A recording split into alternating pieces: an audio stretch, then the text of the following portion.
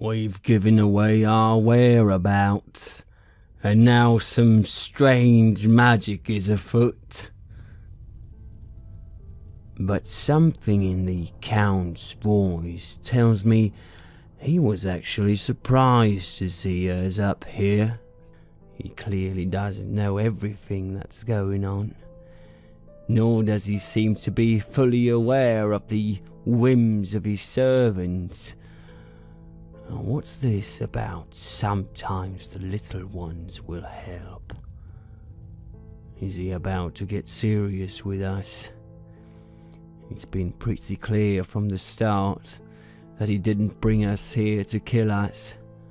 We're still just playthings, here to entertain him and ruin his rugs. What if he actually has some other plan for us, though? He seemed very entertained last time we were his visitors, slowly picking our minds, talking away. I wouldn't say no to another meal like that one. But this, shadows, our own shadows moving towards us as if about to strike. No time to think. This is Red Moon role-playing.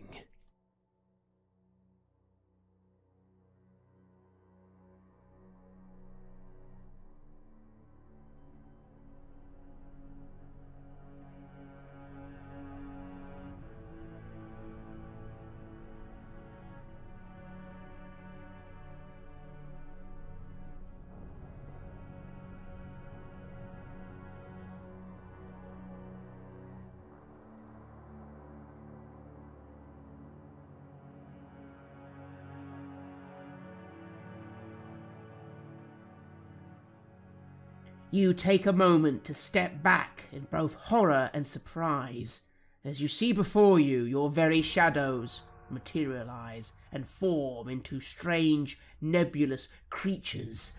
There's a weird flickering sensation, and your shadows split, going from 2 to 4.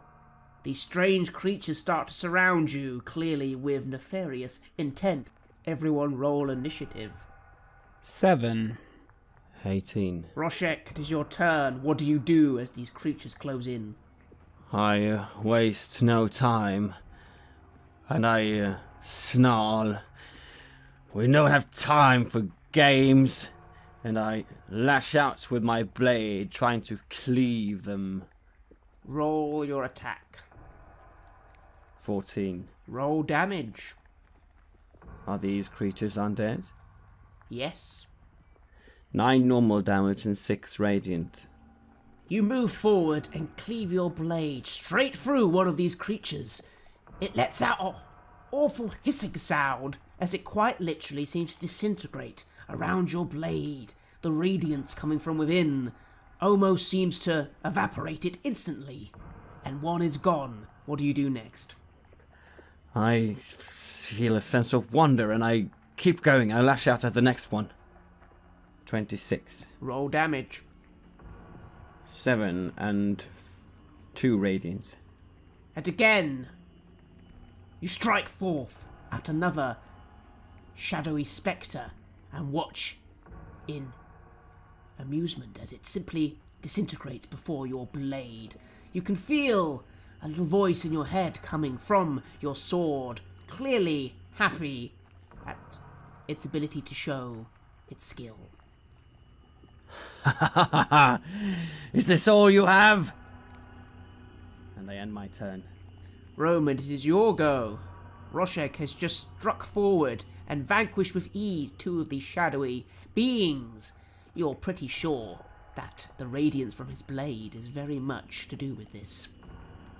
Seeing as how these shadows are no match for the light, I choose to cast Sacred Flame, trying to light up these beings and, yes, let Lathander swallow them whole.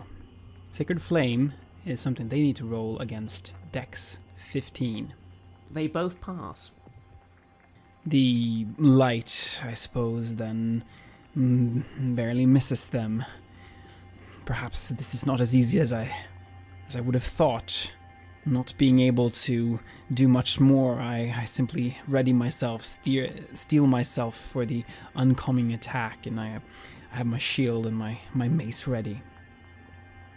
Indeed, no, it seems that your attempt to hit them all at once with the light doesn't work. If anything, being shadows, they seem to just instinctively withdraw from your spell. Roshek doesn't have this problem as he is striking at them directly, which seems to be a better tactic. Still, the ones that avoid your attack converge on you, Roman. I await the attack. I raise my shield, trying to block it. The armor class is 20. Indeed, and you feel the strange presence of these shadowy creatures try and grasp out at you, but your shield just seems to somehow hold them off, although perhaps it's also more the glowing of Roshek's blade nearby. Roshek, it is your turn. What do you do? I spin around, and I'm taking a leap to get closer to the ones that are attacking Roman. I feel like I'm fighting off flies now, and I'm not sure if I'm filled with enjoyment or annoyance, but something about giving the blade this satisfaction feels pleasing, and I strike at the first one. That's 20. Roll damage. 8 physical damage and 8 radiant damage. And again, another one disintegrates before you. You almost feel as if it's less your actions with the sword and more just that radiance. Even a little touch of it seems to burn them away instantly. And I attack the next one. Haha! 16. Roll damage. 14 normal and 4 radiant. And the final one falls before your blade. Roman, perhaps you were a little stunned at how effective his blade was. They are all gone, almost in an instant. Creatures of shadow and darkness do not seem to hold up well to a blade made of natural, radiant sunlight, do they? Indeed, this is most pleasing. I am filled with hope now. This means that we perhaps stand a chance against the devil after all. With a weapon this powerful, and with my amulet and my powers, nothing can stand in our way. Yes, Lathander has truly blessed us. And I look towards Roman with a sense of satisfaction. But I say with some urgency, right, he knows we're here. Maybe he did all along, or he just acts surprised, but let's make a move. Yes, let us move out of here. There is nothing more for us here. I believe we must move down, try to find the top level of the main building, find our way to the central tower from there. Is that where you think the, heart is? I believe so, yes. It is that central tower. It must be. Everything points towards it. Fine. I was fascinated with exploring up here, and I let the blade play over the shadows of the room one last time as I move out of the room. Just as we're leaving, I look back to the orb. Is the Count still watching us from there, or has he disappeared? You did cover it again, so you cannot tell what is happening in the orb itself.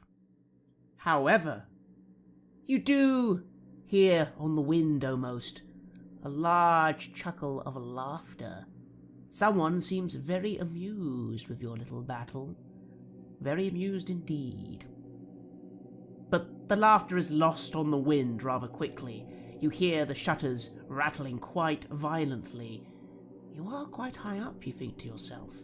It sounds like the storm is literally just outside those shutters, so you must be quite at a high altitude. It certainly sounds rather grim outside, though. You wonder how bad the storm has become. It almost sounds more like a tempest raining down heavily on the walls of this building. Yes, it is an important day.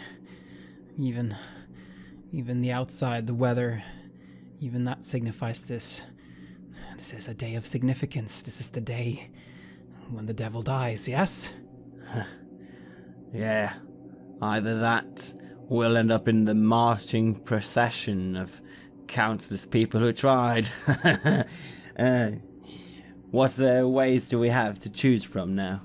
Well, you've just stepped out of this room, back into that room with the old furniture, the leaky ceiling that you notice now is actually dripping quite a lot. You can see darkness beyond some of the holes in the rafters. You are, again, as I suggested earlier, very near the elements, which implies that this is not a large floor at all. There is another exit going back to the room you came from, and then that at the staircase going up and down.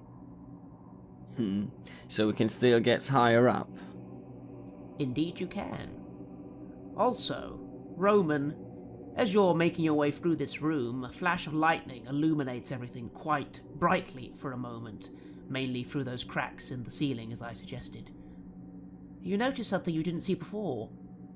Lying on an old chest, near one of the sofas, you're pretty sure the lightning just revealed a little figure, sort of sitting, facing you, but again, the lightning goes away and the gloom makes it hard to see, although you have your little light source around you. It is quite a large area, so you might have to go and investigate if you want to make sure that area is as empty as you thought it was. What do you do? Did it look as if it may have been alive, or did it look like some kind of inanimate object? It didn't look like it was moving, but again, you can't be sure without having a closer look. Well, then I shall move closer. We do not want to get surprised by something. Seeing him move, I turn around and I observe what he's doing. Rorschach, there may be something in here with us. I thought I saw something when the lightning lit up the room. Be ready. I call forth the blade again, and I move over to where he's going. And you do so, and you move forwards, and now the light lights up the corner much better. And you see what looks like a small, spindly man, not much larger than a child. He seems to have a green jack-o'-lantern type design on his face. Again, the light is flickering a bit and it's a bit hard to make more details than this. He's wearing what looks like a little jester's costume, with a little hat with jingly bells, a little childlike uniform on. He seems to sort of just be sprawled out, his expression kind of vacant as he looks forwards. Doesn't seem to be real, actually, as you come a little closer. What do you do? Looks like a doll of some kind, perhaps. I study it from a distance, not wanting to touch it, in the fear of perhaps awakening something that is slumbering. We have seen objects that should not be able to live come alive in this place, and, well, why not a doll, I suppose? I study it. You study it for a few seconds. Rorschach, what are you doing as Roman takes a moment to study this little doll-like creature? I look at him, and I look at the doll, and growing impatient, I raise the blade, pointing it towards it, and I say, "Oi." As you say oi and hold your blade out towards this little doll, its head moves a little. It sort of just tilts a little. You hear a little whirring sound, and it blinks. It seems to now be watching you, Rorschach. It hasn't moved. What do you do? Hello? It blinks a few times and starts to stand, very slowly. It tilts its head, almost in a curious fashion, and then sort of does a little bow. As it does this, Roman, you can definitely hear the sound of little clicks and whirring sounds coming from within. Some form of clockwork being, perhaps. Yet it seems strangely sentient. Hello there. I also try to speak to it, but assume that I get the same kind of reaction. Without thinking, I bow back to it. It comes as a reflex. It sort of recovers from the bow and looks at you. It tilts its head back and forth. It jumps down from the chest and lands on the ground. Again, it is rather small compared to the two of you, but it's not tiny like a child's doll. It's more like a very small person, maybe a little smaller than a gnome. I get down on my one knee, and I try to speak to this creature. Hey there, little one. Could you take us to the central tower? Could you show us the way? It kind of twirls about on its foot for a moment, and then it nods. Ah, a guide, I say, and I look up with a smile towards Roshek.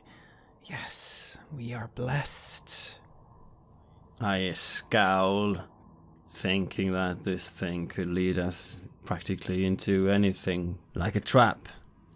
I tilt my head back as it's examining it, and then I move over to the chest next to it and I open it. There's nothing much of interest inside. Looks like a bunch of old toys, actually. A couple of balls, some sticks, little shiny trinkets that when you pick up to investigate have no real value. Maybe a coin or two. I take up a coin and I put it in my pouch and I look over at the thing. Can you talk? It looks at you. It shakes its head. It then points to the exit to the area and does a little hurry along motion before starting to waddle in that direction. Quite comically, actually. I look at Roman and I shrug. Well, he must know this place. He must have spent quite a lot of time here, and he does seem harmless enough. Yes, he's probably a servant and here to help the people who lived in this castle in the past. I suppose there's not many of them alive still, but he seems to have taken a liking to us. Why don't we follow him and see where he takes us? And I stand silence for 2 seconds, looking at the thing waddle away, and then I bark out a laugh. Ha! Because I just pictured it with an axe in its head, and then I start following after it without saying anything more. The little man leads you out and goes towards the stairs which led up and down. It pauses for a moment then and turns to face the both of you. It looks to you, Roman, and then starts to do a little dance. It's a very simple dance, going back and forth a few times, a little twirl every now and then, always this weird little whirring sound, especially when it does advanced movements. It then finishes the dance, does a little bow, and from a little pouch on its person, a little bit of confetti comes out. It's quite old confetti, there's not much of it, but it makes a little finishing display. What do you do? I give a polite applause. Very, very, very good. Very good. Excellent, excellent. It nods a few times, and then turns very expectantly towards Roshek. I grin, because I'm actually quite amused by this thing. I say that. What a funny little thing. Hey, you hear that? You're a funny little thing. I pick up a coin from my purse, and I try to give it the coin.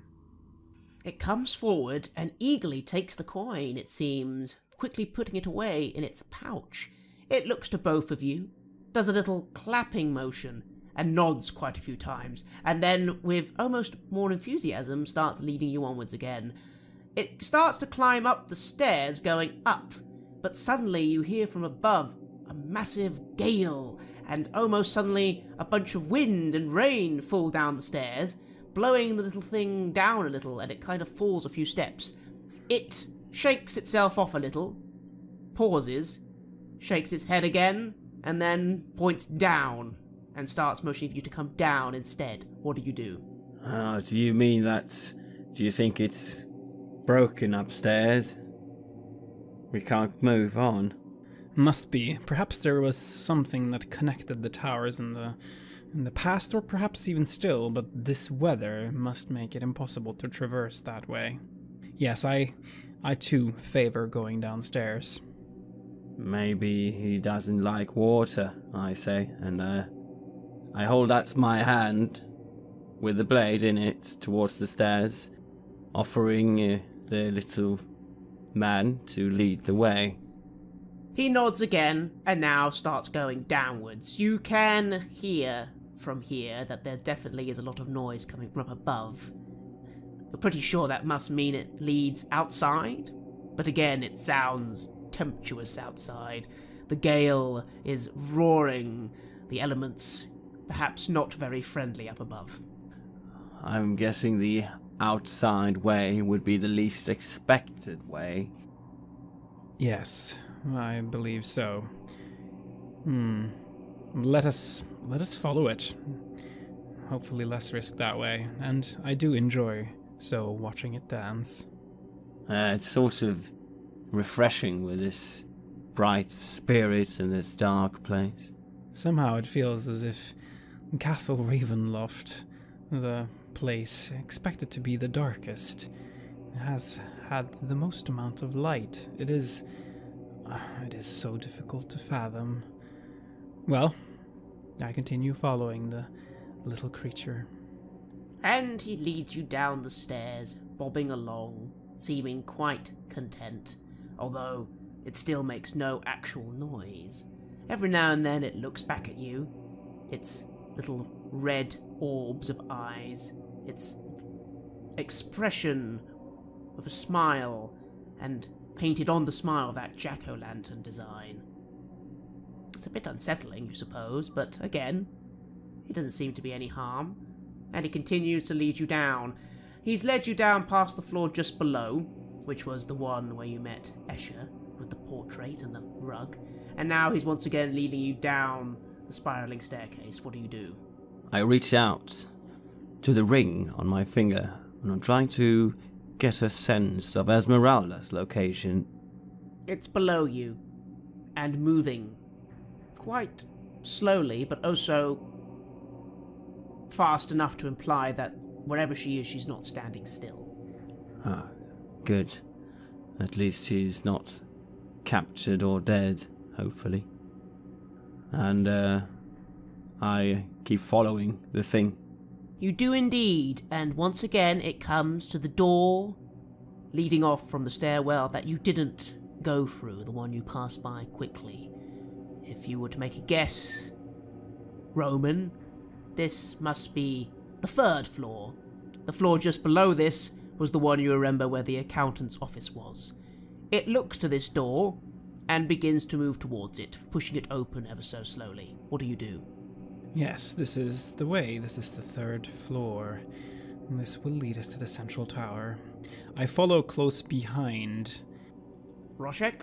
I, let him go first then, and, after the doll-like thing, and I follow him.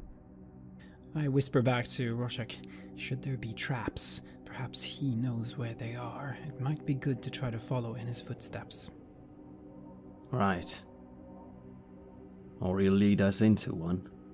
Well, yeah, you're right. I guess there's only one way to find out. And he leads you through a small little alcove room with two old-looking, rusty suits of armor on either side. He walks forward quite confidently and opens then the door between them, which leads into a larger chamber. What do? I try to keep observant of the area around me, watching for any possible traps, looking at the suits of armor with suspicion. It's an unusual sensation, but you can't quite help but feel that they are watching you, the suits of armor. but it's not like you can see the movement. It's more like you blink a few times just as you're passing and swear that their helmets that were facing forwards are facing you instead. Yeah, then I follow after the thing. I'm going to call it Gilbert, I say. I smiled to Rorschach. Gilbert. Yes, a fitting name. The creature looks behind at this as you mention it aloud, and sort of tilts its head and then shakes it a few times, before continuing to lead you on. He doesn't like that. Maybe it's a she. Maybe I should call it Gilberta. Yeah, perhaps, or perhaps it already has a name. Pity that it cannot tell us what it is. Well, that is hardly our main priority right now. I grunt and I feel a chill up my spine, seeing its face and its hollow eyes, keeping hearing the pattern of rain. My mood is trying to stay positive, but the darkness is just enveloping everything. And so you enter this new chamber, and immediately feel that your lungs are assaulted by dust and rot. A sweet yet pungent smell of decay fills this room, in the centre of which stands a long oak table. A blanket of dust covers the tabletop and its fine china and silverware. In the centre of the table is a large tiered cake, leaning heavily to one side. The once white frosting has turned green with age. Cobwebs hang like dusty lace down every side of the cake. A single doll figure of a well-dressed woman adorns the crest of the cake. Suspended above is a web-shrouded chandelier of forged iron.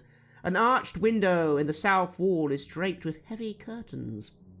Resting in a wooden stand by a window is a dusty lute, and standing quietly in the southwest corner is a tall harp shrouded in cobwebs. You can hear and see from beyond these curtains. The weather outside, well, you'd have to go a little closer, but even from here you can hear the whistling of the wind. It creates an odd groaning sound in this room. A lightning flash lights the room up for a few moments, and then again it descends into darkness, only lit by your current light spell. The little man looks around for a moment and seems quite content to continue moving in this room, moving towards its exit. I'm guessing he doesn't like this room, the Count, I say, and I start moving up to the cake to pick up the little female figure on the cake. You do. It's hard to distinguish its features. It's very old. Interesting. And I pocket it. And then I move over to the harp and I lightly brush the strings. They sound pretty good, Rorschach. This instrument, despite its age, seems like it would still perform very well. I look at Roman to see what he's doing.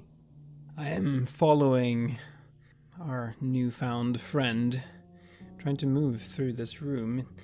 All this dust and everything makes it seem as if no one has been here for a very, very, very long time. That is perhaps good news, although there may be other ways to access this tower. You do notice that the room has two other doors leading out, one to the north and one to the east. The little man is currently making his way to the eastern door. Towards the eastern door, then.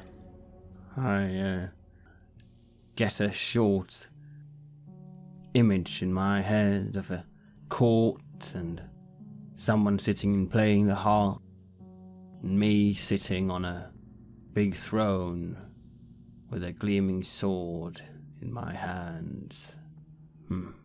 It's a pleasant image, and this harp does sound quite harmonious. You sure you don't want to give it a little pluck? Having this image in my head, I do give it a little pluck, yes. Roll me a performance check. 16. You start to play the harp, doing... What sort of tune do you play? I play a little victorious song. Well, something fairly simple, like a march turned into a child song. I mean, obviously, I'm not trained. Well, not obviously, you never know, but I'm not trained in playing finer instruments other than sort of drum. But I pluck a few strings and at random I think they might sound like a nice little tune. Indeed, and the tune you play is actually rather good, at least to the ears of Roman. It's not the most advanced piece of music, but he's playing it like he actually does know how to play, or rather, maybe he knows how to play instruments and is just applying basic knowledge to this harp. How do you feel, Roman? It is nice to hear that sound, but at the same time I can't help but feel a bit worried about someone perhaps hearing it, but then again he already knows that we're here. It doesn't really matter, does it? I smile towards Rorschach. Yes. You know what you're doing with that harp. Nah, just lucky guess. It's a good instrument, sounds nice. Well, this is a castle after all, and there's probably few instruments that fine in Barovia, so yes, enjoy it. And I play some more notes, repeating what I did and elaborating a little bit. And someone gives you a healthy round of applause. I look at where it comes from. It's right next to you. There's a shortish man standing there. He's oddly shimmery, however. Still, he's applauding you with quite a happy expression on his face, which shifts every now and then between that of a man and slightly more skeletal. He's wearing a little jester's outfit. Oh, something similar to the one that is leading our way? Very similar. Huh. Hello there. Thank you. Very good. Beastman, very good. You play good. It amuses me. Ha ha. My jaw drops. Did I hear someone say something about getting help from the small ones or something like that? Or did I make that up? No, you did hear that. A certain individual told you that very recently. Huh. I kneel down and say, I'm Rorschach. He smiles and bops you on the nose. This bop on the nose, however, doesn't actually work because his hand goes straight through your face. He then vanishes and appears behind you, again laughing. I flinch and then turn around. I'm a bit perplexed, and I say, "What are you doing here?" What am I doing here?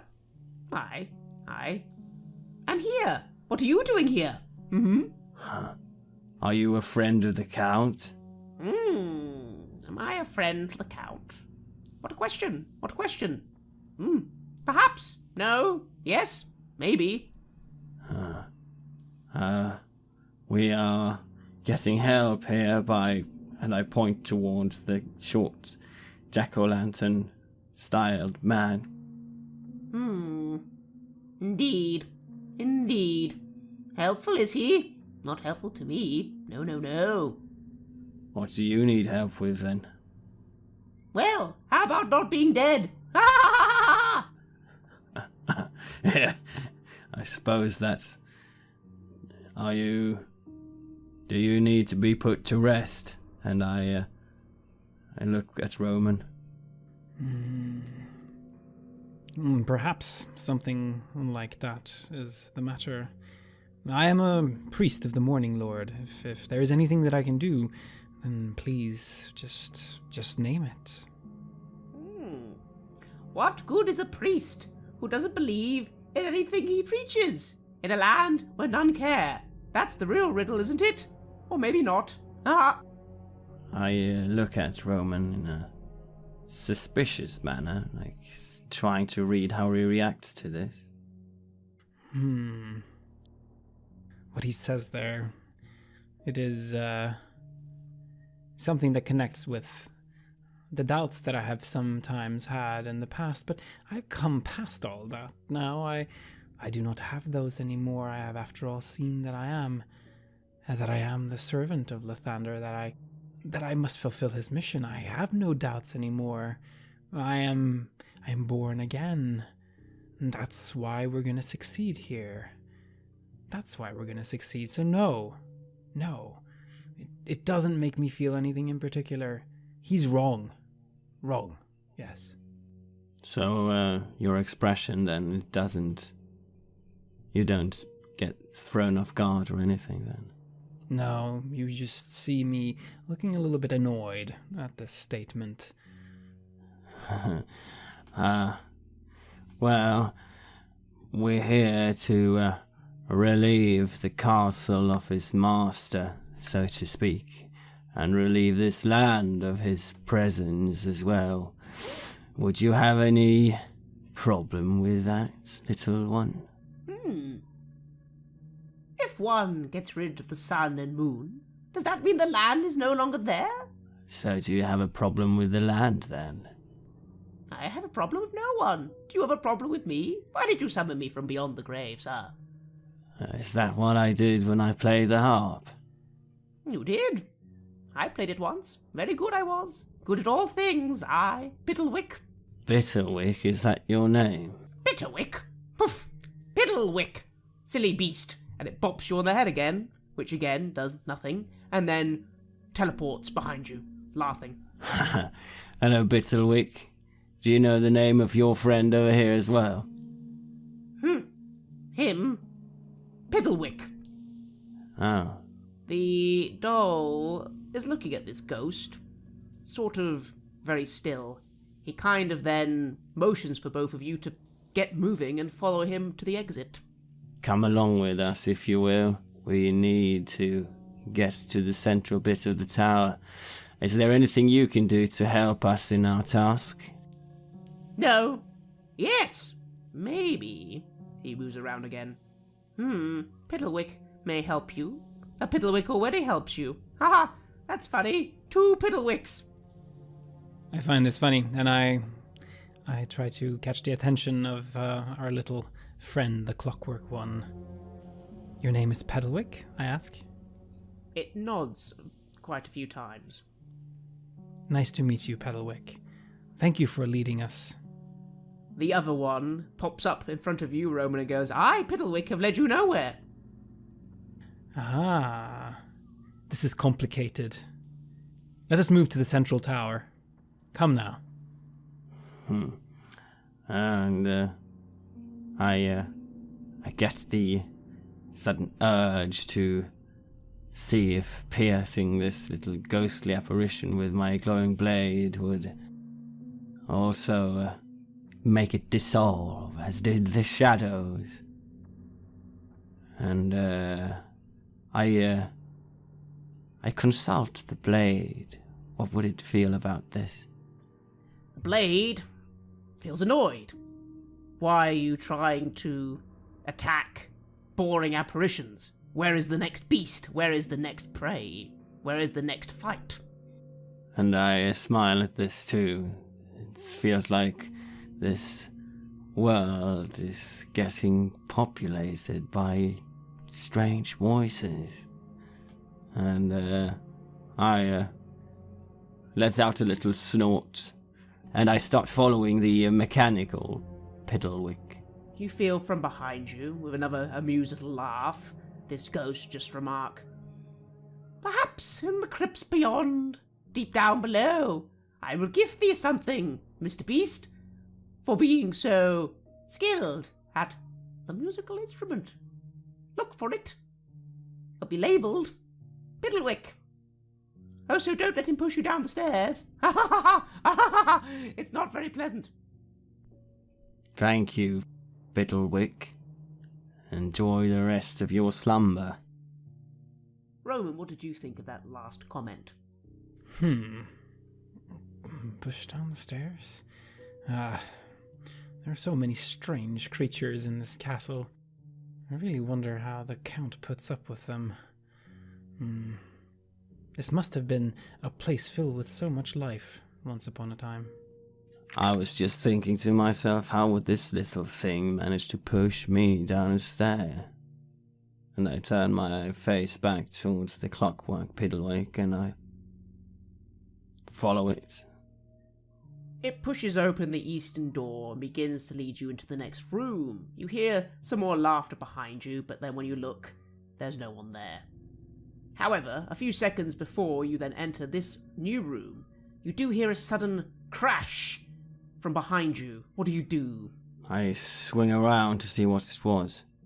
Yes. You look around the room, and you notice a gust of wind and rain coming from the window. It is open now, has been smashed open. You see some of the chairs in the room have also been overturned. What do you do? I take out my blade, looking for any movement or any being having entered through the window. You look around. You feel a cold chill down your spine. The tempest outside roils now. The curtains billowing in the wind as the window has been broken. Rain starting to come into this old room. Seeing that there seems to be nothing alive there, I slowly turn back to continue. Roman, what do you do?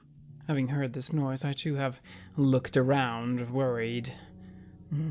Perhaps there's something that's trying to sneak up on us, but it wouldn't have been very successful making all that noise. Perhaps it's just the wind. Yes, it must just be the wind and the storm.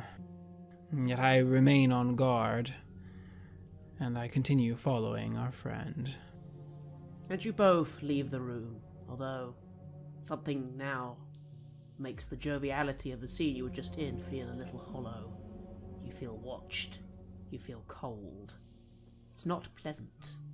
The room has taken on a very different atmosphere now with that billowing curtain and the storm outside. Still, you continue on. I wonder what he meant about the crypts. About he had something for me there. I somehow feel that's something I would like to see what it is. Yes, well, perhaps we will find ourselves there. We must, however, first find the heart in the central tower. And then, perhaps we shall find Van Richten and Esmeralda. Perhaps together we will be able to face the Count and end his reign of terror. And you step further into the room, and immediately come to another door. It seems this room was just a small little hallway, passageway type affair. And the little man motions for you to open this door. What do you do? Why are you not opening it yourself? He moves forwards and pushes on it, and it seems the door is quite heavy. I move up then and put my shield against it as gingerly as I can, and I start pushing it open. You do so. It's not that heavy, but it's a bit stiff, and you imagine for a little creature like himself would be quite the effort. For you, on the other hand, the door opens very easily. And you find yourself in a room surprisingly well lit by a blazing hearth fire, filling the room with rolling waves of red and amber light. The walls are lined with ancient books and tomes, their leather covers well oiled and preserved through careful use. All is in order here. The stone floor is concealed beneath a thick, luxurious rug. In the centre of the room is a large, low table, waxed and polished to a mirrored finish. Even the poker in its stand next to the blazing fireplace is polished. Large, overstuffed divans and couches are arranged about the room. 2 chairs of burgundy-coloured wood with padded leather seats and black cushions face the hearth. A huge painting hangs over the mantelpiece in a heavy gilded frame. The rolling firelight illuminates the carefully rendered portrait. It is a portrait of Irina. Irina. What did she do that night? The room also has a door leading to the north, and a few double doors leading to the west. The hearth is on the eastern side, and you've just entered from the southern door. What do you do? Well, this is quite the contrast to what we came from. Yes, clearly this room is being used or maintained, and this drawing, this picture of Irina, it indicates that it has been used very, very recently. I look towards Piddlewick, and I try to figure out where he is taking us now, which is the way to the central tower. Something grabs my mind. I think of Irina. I think of how we first met her and how... I think of how the people that were drained down in the church had bite marks on their neck. I think of how she covered up her neck with a scarf. And I think of how she seemed to recognize, or people recognized her when we went to the village of Valakai. And I have an unsettling feeling that maybe all this has happened before. And I look to Roman, who looks at the guide, so my eyes flicker over to the guide as well. See what he's doing. Piddlewick is moving through the room quite easily and moving quite rapidly to that northern door. As he does this, you look to the left and notice there is actually another little door in the north wall. This one looks a bit smaller though, perhaps leading to a cupboard or a stairway or something less grand. Otherwise, what do you do in this room? I look towards the painting again, and I try to determine, is this a new painting, or is it old? Is this truly Irina, or is this someone that looks like Irina? Roll me an investigation check. 12. You step up to the painting and give it a good look over. You can't really tell its age. You're not that skilled at that sort of thing. It could be new, it could be old. It's very well maintained. That's obvious. You do, however, notice an inscription at the bottom. It reads, "To my beloved Tatiana." Do you see here, Rorschach? To my beloved Tatiana. This is not Irina, this is someone else. This is perhaps this Tatiana. And that would explain it, wouldn't it? Why he is after her. Perhaps it is her looks. I mean, why else would he select some random woman from a village? Right? Why try to marry her? It must be because of the similarity of their looks. Well,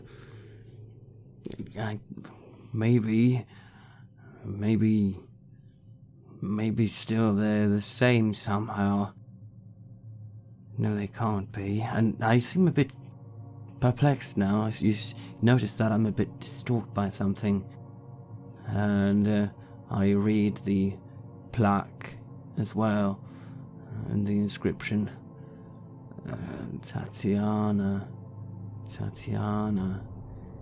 Yeah, that was the one that died that he wanted to marry. But do you remember Itzek? Yes, I do. Do you remember how he looked at her, Irina? Yes, as if he had seen her before.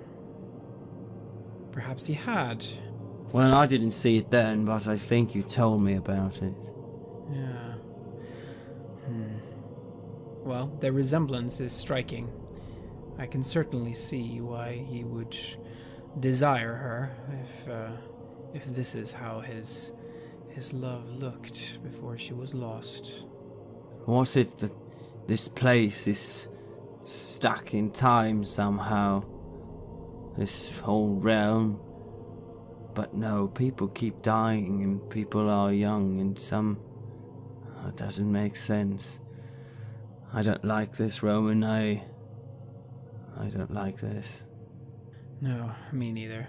Let us follow Piddlewick and let us end this. It is not good for anyone, and it is not following the wishes of Lathander, I can tell you that much. The light flickers in the room, casting a rather pleasant glow, although perhaps the glow is offset by the shadows in the room. All of them seem to be hiding something. Anything could be watching you within those shadows, you think.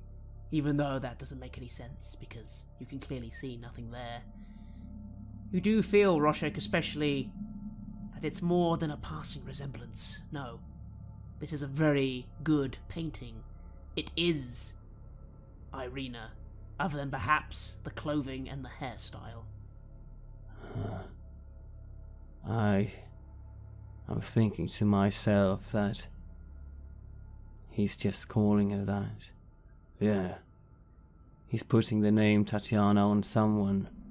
Maybe he's even modified the painting, hoping that it will be her. But it's not. And I look around the room. I want to look around to see if I find something else of importance or significance in here. Glancing around again, you just take note of the doors leading into many directions, although again, that northern door is the one Piddlewick is waiting patiently for you to come and open. And the fireplace, quite a roaring large fireplace, a nice steel poker by its side, the nice table, and the many bookshelves. Feeling the cold slowly drain from me, still not completely dry after the ride in the rain. I enjoy the fire for a little while and I look around. Are there any containers, like small containers or anything in here that could store something that could be important? No, only the little stand which the poker is currently residing in. What about it? Well, that's the only container containing currently the poker. Huh. I realize I'm probably just trying to stall things because I'm nervous about something. I feel the urge to go down in the crypts, but maybe that's also just a wish to stall something that I feel is hanging just over the horizon. And I shrug it off and I move with decisive steps towards Piddlewick and the door. Very well, and Roman, do you give the room another look over? You do notice some of those book bindings look very fresh. Probably quite good books in here. I go to one of them just to get a sense for what kind of books are here. You lift a random book off one of the shelves and find a lovely, very, well, not new edition, but in a good quality for maybe 100, 200 years old edition, of a book of modern heraldry. Or rather, heraldry of some noble houses. If you pore through it, you won't recognize any of them, but it seems pleasant to read. Yes, just the kind of books one would find in a castle. Oh well. Yes, I have seen what I need to see. Now, let us move. Very well, and you put the book down, walk past the roaring fireplace, take a little glance at that poker in its little container. Again, the only container in the room, and then you're ready to move on. I was moving for the door. I see Roman stop to flicker open a book. And I glance over at the poker again and the fire. I just, something keeps telling me to do things that I ought not to do. It's weird. And I move back towards the fire as decisive as I was before, and I take the poker and I poke the fire. You take the poker from the container. You feel a bit of a click as you do so, and then you notice The fire seems to be dying out. Within a few moments, it's actually completely extinguished itself, revealing a little bit of a tunnel leading through the fireplace.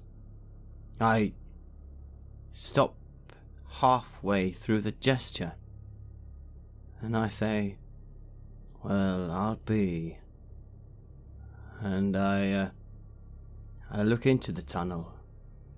It's quite gloomy, there's no light within the tunnel.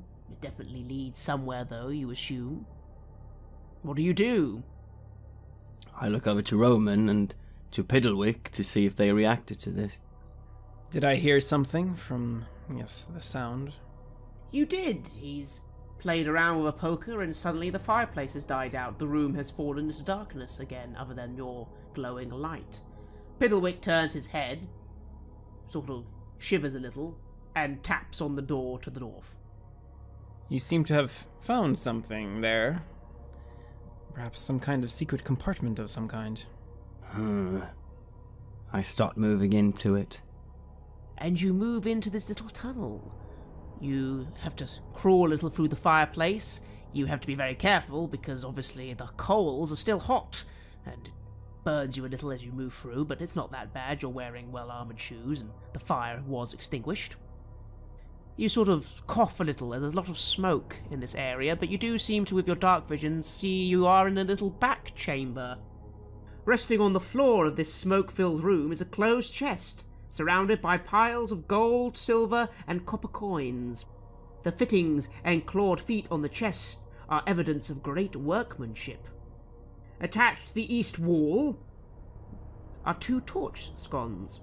The southernmost one holds a torch with an intricate metal base. The other is empty.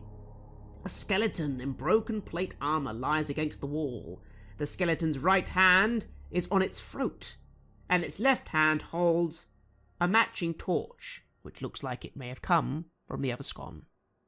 What do? The floor is littered with coins. I stop. I look at the skeleton, holding its throat as if it was choking. I look at the chest and the coins. Curious. I still have the poker in my hand, and I try to poke the lid open of the chest. You move forward and you poke the lid. How do you poke this lid? Quite gently. Yes, I try to carefully lodge the little the poker in between the opening to see if I can somehow bend it open from a distance. You move forwards and you touch the lid of the chest with the poker. You can get a little purchase, but it's a big chest and you can't really open it with the poker. But it does move a little, implying that perhaps it isn't locked. I look around. I try to spot any form of trap mechanisms or anything around it. Any loose tiles or any strings perhaps attached. Roll me a perception check. At disadvantage, because the room is still quite smoky. 15. You look around the room, it's hard to see in the smoke.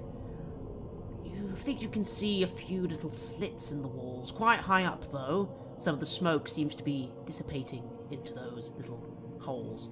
Perhaps it's there for ventilation. Otherwise, you're pretty sure you don't see anything else unusual, other than those 2 scones, one with the torch in, one without. I put down the poker next to the chest and I move up to it to gently try to open it. Roman, what have you been doing? Roshek has disappeared into this fireplace and seems to be poking around in some area beyond. What do you do? If I am hearing him do that, then I am simply patiently waiting out there with Piddlewick, both of us, waiting impatiently as for our friend to return. We still have to make our way to the central tower. What are we doing? I'm starting to think to myself, what are we doing here? We have no time for this. No. I start to get annoyed. Roshek, you get your hands on the chest. Do you proceed to open it? Yes, I open it as carefully as I can. And you carefully bring it up and open it, revealing within absolutely nothing. You do, however, hear a low hiss filling the room as a large amount of smoke and gas come in through those little filters at the top, flooding the room very quickly with some form of gas. What do you do? Remembering what happened, the skeleton and choking, I fling close the lid and I try to make my way out of the tunnel again. You do, and you stumble back through the tunnel. Roll me a constitution check. 21. And you stumble back out into the open room, the gas sort of billowing a little behind you, but not as concentrated as it just was. You kind of fall to the ground for a moment, but you feel everything within you starting to seize, sort of constrict. It feels extremely unpleasant, but you sort of grit your teeth and kind of stand, and you look really dazed and out of it, but you seem fine, although very uncomfortable. You feel a lot of pain in your lungs and your head. As I come to the outside or the edge of the fireplace, I cough a little and I look out to see Roman standing there, and I say, "There's a room in there, some sort of gas trap. I don't know if there's something of value, or if there's a secret passage leading somewhere else. Was there a door there under the torches, did you say?" No. Not that you could see. It was just the chest, 2 torches, and some wall. And the money. What are you saying, Roman? I ask you, are you all right? Are you in need of some kind of aid? You must have breathed in some of that gas, yes? I think I'm fine. It's starting to dissipate a bit. There was a seemingly dead predecessor in there. Someone having breathed a bit too much of the stuff. Indeed. You don't feel great. You have a stinging headache, and you feel your muscles feel very tense. But it seems to be fading off, but unfortunately you don't feel you're going to be very well for at least the next 10-20 minutes, perhaps. I see, so I feel a bit nauseous. I say that then. Fine. I feel a bit sick, but I'm fine. I don't know what means something in here, or what's important. You take the lead. Yes, let us follow our friend and make our way to the heart. The little man motions for you to open the door. You can see some of that gas coming into this room, but it's much slower now. You perhaps catch a whiff of it yourself, Roman, just a little small whiff, and it smells awful. Well, all the more reason to leave this place behind. I push the door open and I move aside so that Piddlewick can continue taking the lead.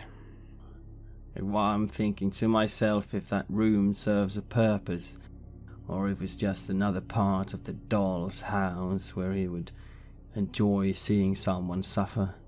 Indeed, you're not entirely sure you wish to investigate further, as again, even though you are physically fine, you have a splitting headache and everything is a bit blurry. You feel very unhappy. Still, you both go on. And you find yourself being led into a hallway. You are coming into this hallway from its side, however. It stretches out to the east and the west. As you come into the hallway, you notice dark alcoves lining the walls of this long hall. Lightning from the dark clouds above sporadically illuminates this hall. You notice a little bit of it's actually fallen in. There's a small bit of a hole in the ceiling, currently filling the room with rainwater and the storm from outside, and there's a little bit of rubble and rafters from this hole in the ceiling. The lightning flashes again, lighting up a lot of the statues in this room, of which there are many lining the hall. In that moment of lightning, you see figures looking at you, their faces contorted in horror and fear and anguish, and then the lightning goes, and darkness comes back, and you can't see anything other than just vague outlines of figures in these alcoves. What do you do? Having seen this, I must study it closer, must ensure that it is truly just some that is truly just some horrible statues and not actually living beings of any kind. I hold my mace and I grip it tightly. You move forwards, holding your mace tight as you bravely approach one of these statues, to indeed discover it is just a statue. In fact, in your light, a neutral statue. It doesn't even have any expression. How strange. I nod towards the statue so that Roshik can see as well. Yes, it is. It's just the lightning that's playing tricks on us. This weather, it truly can make any place seem extremely scary. But, yes, this is nothing. We must continue. I just groan, feeling that the lightning stings my eyes, blending together with the headache. And I try to let Roman lead the way now, and I just nod to him. Roman. The little man is moving towards the eastern part of this hallway, which leads to a big bunch of double doors. But he does pause for a moment. He looks to the pair of you, looks behind you. He's just standing very still. You think you hear something, Roman? Some sounds coming from the west. What do you do? I look towards the sound, trying to determine what is causing it. Roll me a perception check. 16. You look down the western end of the hall. The lightning flashes again, illuminating everything just for a moment. Again, every single one of those statues, you swear, is staring at you, its face contorted in horror. You see movement, but it's hard to tell what is moving. It's nothing large, but no, something on the left, something on the right. Is there a few things moving? There are quite a few things moving. Things are coming towards you, Roman, coming towards you in the dark. Numerous amounts of them. What do you do? In the dark, then I must light this place up to reveal what it is that we are facing. I cast daylight. I cast the spell that will illuminate this entire area with light. That is not real light, but it is powerful and strong. It is certainly powerful enough to brightly illuminate the entire hallway, revealing the things coming towards you. Many of them, tiny though, very small. Hands, little rotting hands, scurrying out from behind the statues, climbing along the walls, climbing along the floor. 15, 20 of them, descending upon you in the hallway, rushing towards you with murderous intent.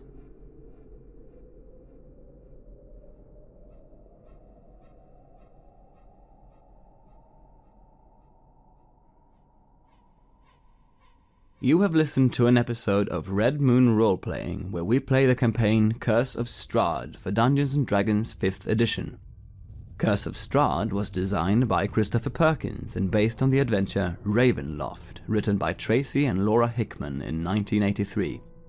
Dungeons & Dragons is published by Wizards of the Coast. The music is created by Metatron Omega, Flowers for Body Snatchers, and Word Clock, and is used with permission from their label Cryochamber. Visit cryochamber.bandcamp.com or their YouTube channel for more tasty dark ambient. A new episode of Red Moon Roleplaying is released every Friday.